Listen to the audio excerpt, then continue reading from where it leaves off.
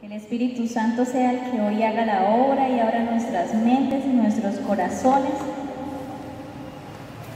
Que la Santísima Virgen María nos proteja hoy con su santísimo manto. Nuestro tema del día de hoy es el origen de la Biblia.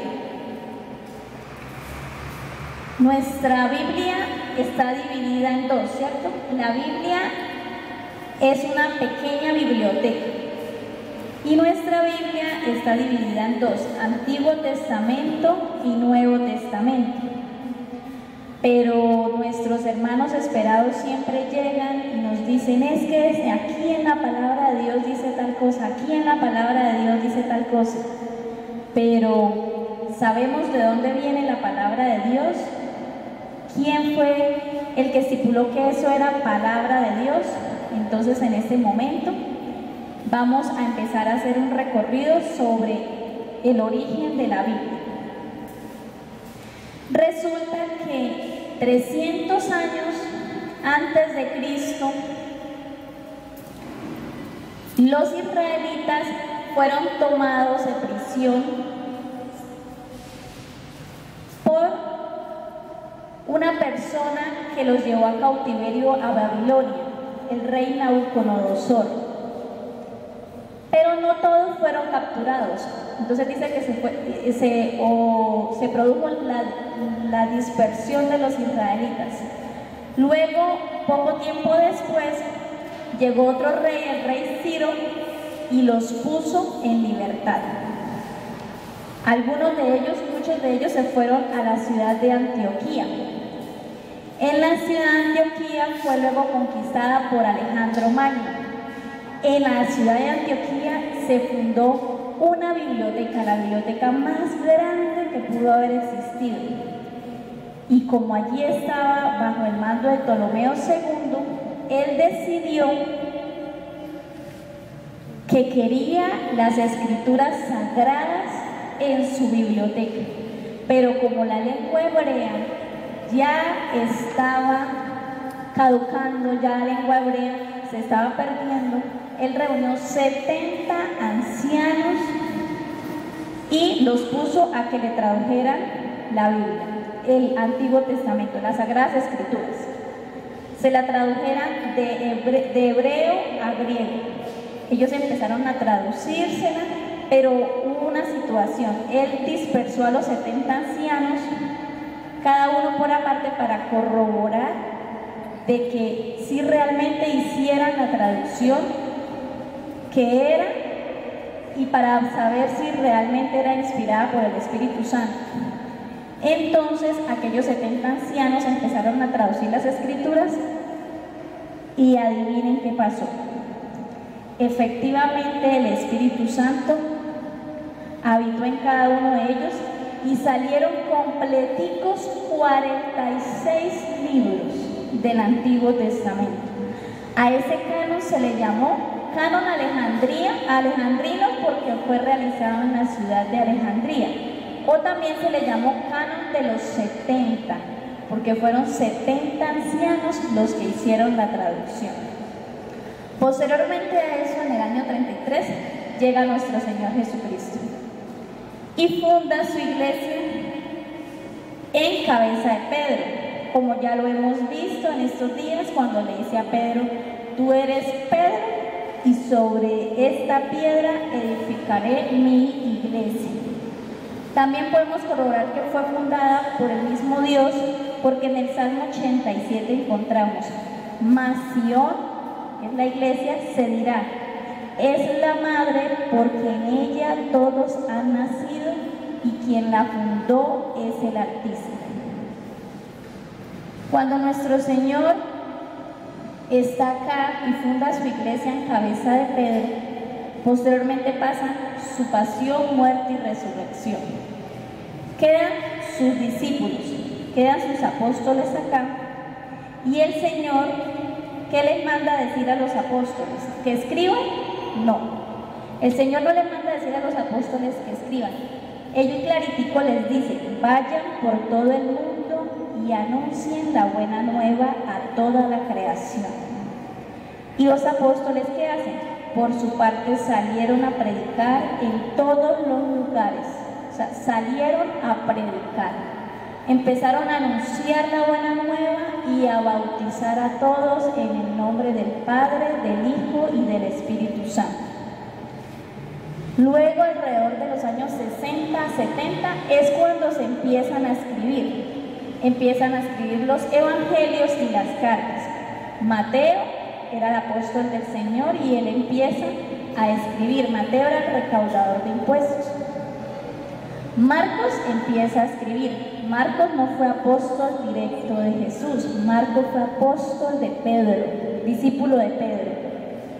Lucas tampoco fue apóstol de Jesús, fue discípulo de Pablo. Pero como él aprendió todo de lo que le decían, entonces él empezó a escribir.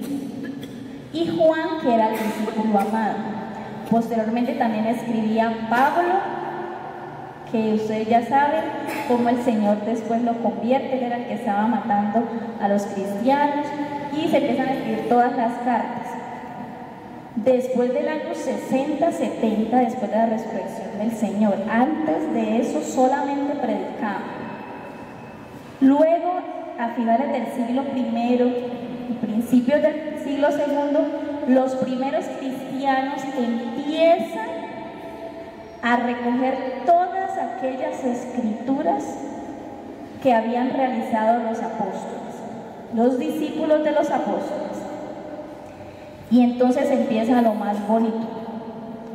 En el año 382 después de Cristo, un papa llamado Dámaso I decide juntar estas escrituras de los apóstoles y los primeros discípulos y unirlas al canon alejandrino o al canon de los 70.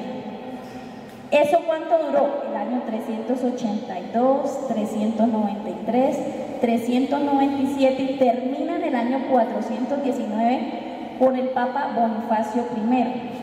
Entre esos concilios establecen el canon bíblico, es decir, le unen todos los escritos de los primeros cristianos, de los apóstoles y los discípulos, se lo unen al canon de los 70, dando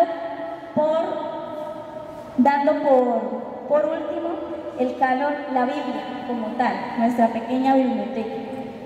46 libros que ya habían sido referenciados, más 27 libros del Nuevo Testamento, dando un total de una pequeña biblioteca de 73 libros.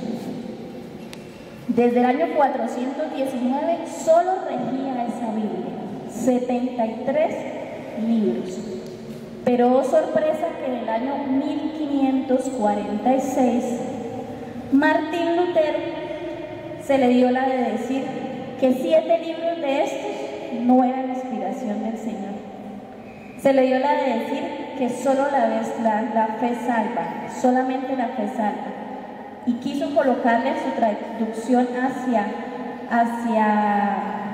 del griego alemán de la Biblia de él, la palabra solo en Romanos 3:28, que dice solo la fe salva. Entonces empieza ese debate en la iglesia, que por qué él decía eso. Como nuestro Señor siempre les había dicho a ellos que el Espíritu Santo los iba a guiar hasta la verdad completa, ellos deciden hacer un nuevo concilio, porque la iglesia nunca ha actuado sola, el Papa nunca ha actuado solo, siempre reúne a todos sus obispos y siempre ha dicho el Espíritu Santo y nosotros decidimos tal. Entonces ellos, viendo esa rebelión, se reúnen a hacer otro concilio que se llamó el Concilio de Trento y empezaron a revisar una por una de las escrituras y se dieron cuenta realmente que todo era inspiración de Dios, porque lo que Martín Lutero estaba diciendo, que esos libros no eran sagrados, resulta que si se le quitan esos libros a las escrituras, nuestras escrituras y lo que decía nuestro Señor en el Nuevo Testamento queda completamente cojo, porque esos libros que quiere quitar, quiso quitar, fueron del Antiguo Testamento, ni siquiera del Nuevo. Y si nos ponemos a leer ciertas cosas, que eso será otro tema, del Nuevo Testamento, nos vamos a dar cuenta que no van a tener coherencia si no tienen esos libros del Antiguo Testamento. Entonces nuestra iglesia decide que el canon bíblico, terminado en el 419, de 46 libros del Antiguo Testamento y 27 del Nuevo Testamento, para un total de una pequeña biblioteca de 73 libros, es realmente verdadera inspiración del Espíritu Santo. Entonces, cuando un hermano esperado nos llega y nos dice, es que la palabra de Dios dice tal cosa, bien podemos decirle a nuestro hermano esperado, hermano, ¿y usted sabe de dónde salió esa palabra de Dios que tiene en sus manos? De la Iglesia Católica. No nos puede dar pena ni podemos cantar decirles, esto salió de la Iglesia Católica, porque en todos los diccionarios, en internet y en cualquier lado que usted quiera averiguar, la palabra de Dios salió de la Iglesia Católica. Y Martín Lutero decía, tenemos que aceptar que le debemos la palabra de Dios a los papistas, es decir, a los papas, que en ese entonces se reunieron y empezaron a establecer el canon bíblico con respecto a todos los escritos que hicieron los primeros cristianos y sus discípulos. Entonces, nuestra iglesia realmente es la iglesia del Señor. Y podemos terminar con esta cita bíblica, primera de Timoteo 3:15. Y el Señor nos dice en esa cita bíblica, pero si me demoro, para que sepas cómo debes portarte en la casa de Dios, que es la iglesia del Dios vivo, pilar y base de la verdad. Nuestros hermanos siempre nos dicen, es que la única base de doctrina, fe y conducta es la Biblia. Y eso no es así. Es la iglesia, como lo dice la misma Escritura. Es la iglesia, pilar y base de la verdad. Entonces, ojalá nosotros nos hayamos fortalecido un poquito con respecto a la palabra de Dios, que fue gracias a Dios y a la Iglesia Católica, quien ahora tenemos esta pequeña biblioteca en nuestras manos. Entonces ahora nos preparamos para la Santa Misa.